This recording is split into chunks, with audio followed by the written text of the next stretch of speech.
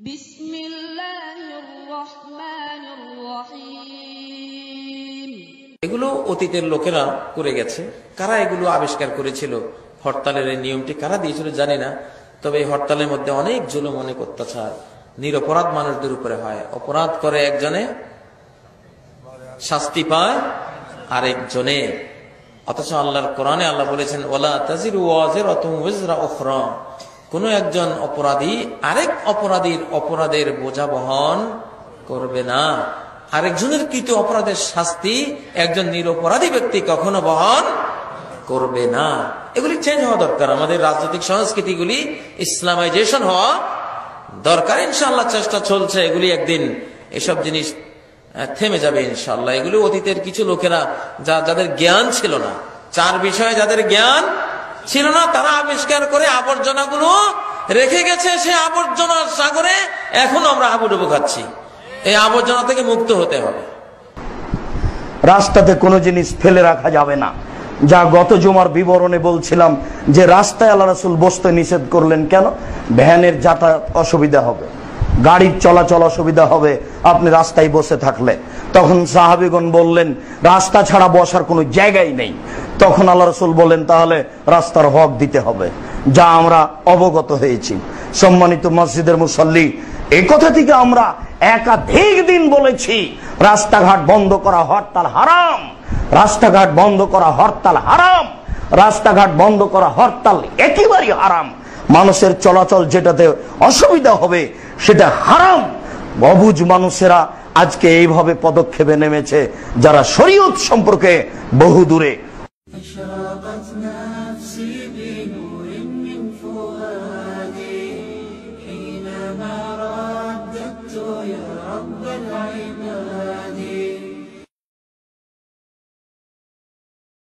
এখন যে আল্লাহ আমাদের উপরে সন্তুষ্ট নন, দুনিয়াতে বসে আপনি বুঝতে পারবেন। মুসা আলাইহিস সালাম আল্লাহকে প্রশ্ন করেছিলেন, হে আল্লাহ, আনতা ফিস সামাই ওয়া আনা ফিল আরদ, আপনি আকাশে আর আমি জমিনে।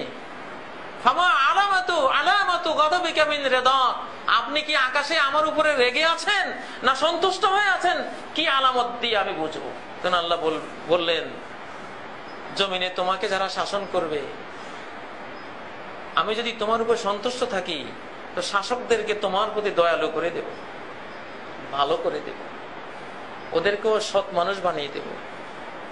ওরা শুধু তোমাদের কল্যাণ হবে কোন পথে, সেই পথেই তারা যাবে, সেই জিনিসই তোমাদেরকে দেবে। তখন তুমি বুঝো যে হ্যাঁ, আমি তোমার উপর খুশি আছি। আর যদি এর বিপরীতটা হয় তাহলে বুঝবা যে আমি তোমার উপর খুশি না, কারণ প্রশাসক তো আমি। প্রশাসনিক শাস্তি যেগুলো আসে এগুলো মূল প্রশাসক থেকে আসে, আল্লাহ তাআলা থেকে আসে। এই জন্য সরকারকে গালিগালাজ করে তেমন লাভ নেই। তুমি নিজে ভালো কিনা এটা দেখো। হাদিসের ভাষা কিন্তু এগুলো। তোমরা যদি সালেহ হয়ে যাও, ভালো হয়ে যাও, আমি তোমাদের নেতৃবৃন্দকে ভালো বানিয়ে দেব। আর যদি খারাপ হয়ে যাও, ওদেরকেও আমি সেরকম বানিয়ে দেব। তোমাদেরকে যারা নেতৃত্ব দেবে তারা রুক্ষ হয়ে যাবে, রূঢ় হয়ে যাবে, কঠোর হয়ে যাবে তোমাদের উপরে। হতে হতে শেষে ওই রাস্তা যদি মরো, জাহান্নামে গিয়ে পড়ো, সেখানে যারা তোমাদেরকে নেতৃত্ব দেবে, কর্তৃত্ব করবে, তাদের অবস্থা শোনো। আলাইহা মালাইকাতুন গিলাজুন শিদাদ, ওই জাহান্নামে আছে এমন ফেরেশতা গিলাজ, প্রচন্ড রুক্ষ, দয়া মায়াহীন, নিষ্ঠুর। যত কানবা তত ক্ষিপ্ত হবে, যত কাকুতি মিনতি করবা তত বেশি পিটাবে, যত আজারি করবা তত বেশি সাজা দেবে। লা ইয়াসুনাল্লাহা মা আমারহুম, যা আল্লাহ আদেশ করবেন কোনটাই তারা ব্যত্যয় করবে না। শাস্তির সবকিছু তারা পরিপূর্ণভাবে আঞ্জাম দেবে। তো আখিরাতের জাহান্নামের ফেরেশতাদের এই অবস্থা আর দুনিয়ার নেতৃবৃন্দের অবস্থা সব মিলিয়ে দেখো যে কাদের জন্য কি ধরনের আসে। অতএব তোমরা ভালো হয়ে যাও। যেই যুগে জনগণ ছিল ওমরের মতো লোক, উসমানের মতো লোক, আলীর মতো লোক, আয়েশা, উম্মে সালমা, জাইনাব, খাদিজার মতো, তারপর ফাতেমার মতো লোক যেই যুগে ছিল প্রজা, সেই যুগেই খলিফা ছিল আবু বকর সিদ্দিক। ঠিক নয় কি? রাজা আর প্রজায় সবসময় আল্লাহ মিল রাখেন। প্রজাদের থেকেই রাজা তৈরি হবে। তোমাদের রাজাদের মধ্যে তোমাদের চরিত্র খুঁজে বের করে নিও যে আমরা আসলে এখন এইরকম। অতএব আমি আসমানে তোমার উপর খুশি না বেজার, জমিনের অবস্থা দেখে তুমি বুঝবা, বেশি চিন্তা করা লাগবে না। কি সুন্দর ফর্মুলা, আল্লাহু আকবার। অতএব বাংলাদেশে এখন বা পৃথিবীর অন্যান্য রাষ্ট্রে দেশে দেশে জনগণ একটু চিন্তা করলে তারা বুঝবে, অবস্থার সাথে মিলিয়ে তারা বুঝবে যে আসলে আমাদের নিজেদেরই চেঞ্জ হওয়া উচিত কিনা, নিজেদেরই ভালো পথে যাওয়া উচিত কিনা। শাসকের চোখ নাই, শাসক যে প্রতি বছর যায় হজ করতে, উমরা করতে, দেখতে পায় না। কিসের হজ, কিসের উমরা, কাকে দেখাতে চাচ্ছেন আপনি এগুলি? धर्म की राजशाही चांपाईनबाबगंज हवाई लड्डू, दोनों हाथ में लड्डू है, जो चाहे उसको खा ले, जो चाहे उसको छोड़ दे। ইচ্ছা মতো আপনি হজ করবে না আর উমরা করবে না আর আল্লাহ কবুল করে নেবেন, কারো চোখে পড়ে না। আল্লাহ রাসূলকে এইভাবে বলা হচ্ছে আর আপনি চুপ করে বসে আছেন কেন? কেন থাকবেন? তোমাদের আমাদের কর্মসূচি কি শুনুন। এইভাবে মিছিল বের করা, যেখানে গুলি হবে, যেখানে লাঠি চার্জ হবে, এটা শরীয়ত অনুমোদন করে না। অন্যায় ঠেকানোর দুটো পথ, একটা হলো বক্তব্যের বৈঠক। সারা বাংলাদেশের জেলায় জেলায় আলেম ওলামাদের পক্ষ থেকে, সচেতন শিক্ষিত মানুষের পক্ষ থেকে এর তীব্র নিন্দায় বৈঠক করতে হবে এবং মিডিয়ায় দিতে হবে, পত্রিকায় এবং চ্যানেলে, সারা পৃথিবীতে চ্যানেলে এ কথা জানাতে হবে এবং প্রত্যেকটা পত্রিকায় আপনার কলমে এটা আসবে। এটা হচ্ছে শরীয়ত প্রমাণ। রাসূল সাল্লাল্লাহু আলাইহি সাল্লাম প্রেসিডেন্ট হেরাক্লিয়াসের কাছে পত্র দিলেন, তাকে দাওয়াত দিচ্ছেন পত্র দেওয়ার। হেরাক্লিয়াস রাসূলের পত্র গ্রহণ করেনি। রাসূল সাল্লাল্লাহু আলাইহি সাল্লাম পত্র দিয়েছিলেন পারভেজ কায়সার, খসরু পারভেজ, ইরানের প্রেসিডেন্টকে। ইরানের প্রেসিডেন্ট পত্রটা পাওয়ার সাথে সাথে মোহাম্মদের সাহস কত গো, এই কথা বলে পত্রকে একবারে ছিঁড়ে টুকরা টুকরা করেছিলেন। পত্রের 5 পয়সা দাম দেয়নি।